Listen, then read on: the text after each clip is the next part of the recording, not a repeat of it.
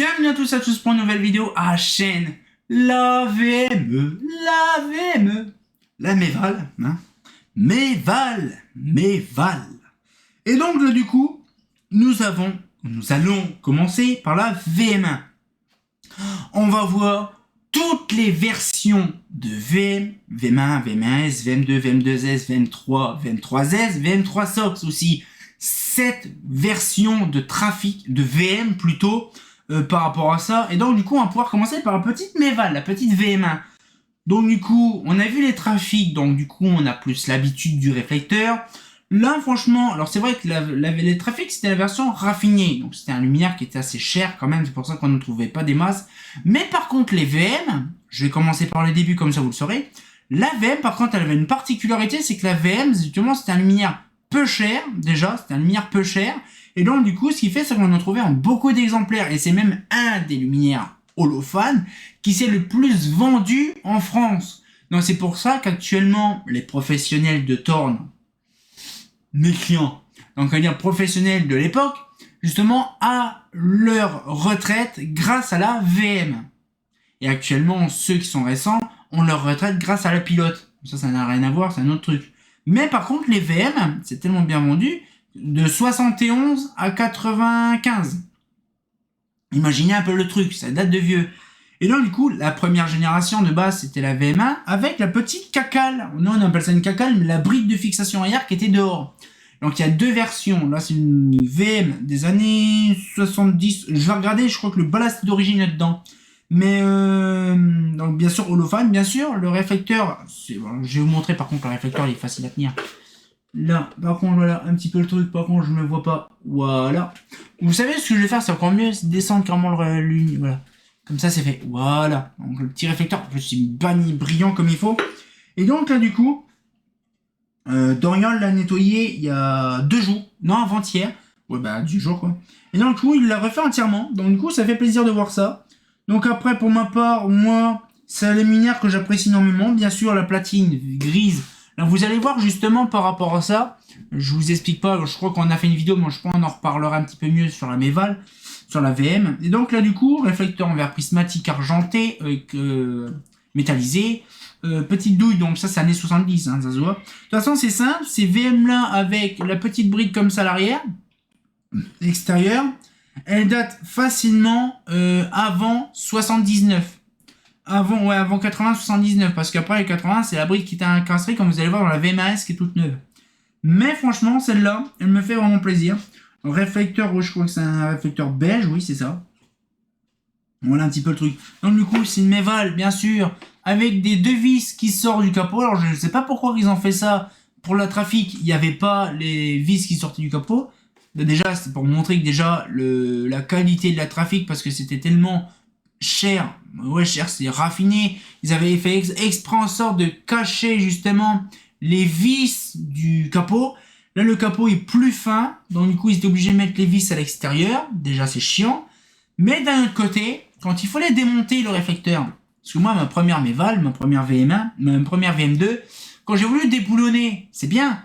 Sauf que le problème, c'est que le dessous, comme c'était vieux, il se tournait aussi. Donc c'était un peu lâchi. Donc du coup, maintenant, je sais qu'il y a des rondelles exprès pour ça et des écrous en contre-écrou. Alors du coup, là-dessus, c'est simple. Alors bien sûr, là, j'ai pris ce qu'il faut comme tournevis ou le machin, parce que là, il faudra démonter. Par contre, ah, c'est nickel, ça s'ouvre facile. Ah, ça c'est bien. Alors du coup, c'est vrai, il y en a certaines, c'est des vasques. Par contre, les vasques, c'est pas des vasques en verre comme les trafics, bien sûr, solution raffinée. C'est des vasques en plastique. Alors bien sûr, c'est des vasques en polycarbonate très rarement. Et c'était en métacrylate. Là, du coup, ce qu'il fait, c'est qu'on a un luminaire peu coûteux, mais par contre, qui est en bon état.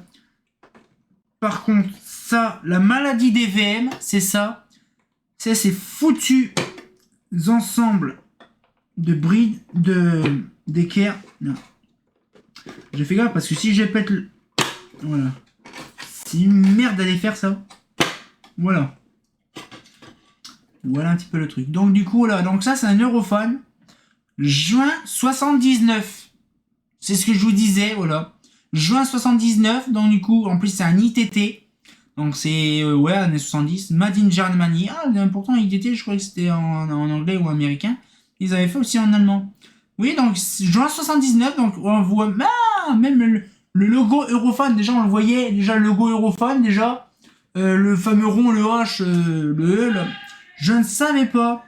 Donc c'est-à-dire que c'est vraiment 78, 79 qu'ils ont commencé à faire leur logo Europhone. Donc c'est-à-dire que le logo Europhone était déjà comme ça, par contre la VM, ouais je pense que non, c'est vraiment le logo Europhone, vraiment, ça c'est vraiment la grosse transition entre les deux, avec la douille comme ça chez Mise, et puis justement le système comme ça. Donc bien sûr Dorian a coupé le condo et a mis un petit domino à broche tout sympatoche là-dessus. C'est magnifique, c'est vraiment tout beau ce qu'il a fait. Alors cette lanterne là, c'est pas celle de ma collection, bien sûr, parce que moi j'ai une de ma collection, mais moi je la mets différemment. Et d'un autre côté, celle-là, ce sera pour celle où on va s'installer, où qu'on est installé. Parce qu'on voudra mettre une lanterne dans la cour. Et bien sûr, on a l'autorisation, donc on va pouvoir mettre une lanterne, une petite méval, petite VM1, toute bête, toute propre, refaite à neuf, dedans, dans la cour. Par contre, là, ça c'est chiant, parce que le truc, en même temps, il se barre sur le côté. Ça, c'est vraiment casse-couille. Non, c'est bon, on va le tenir comme ça, c'est bon. Voilà.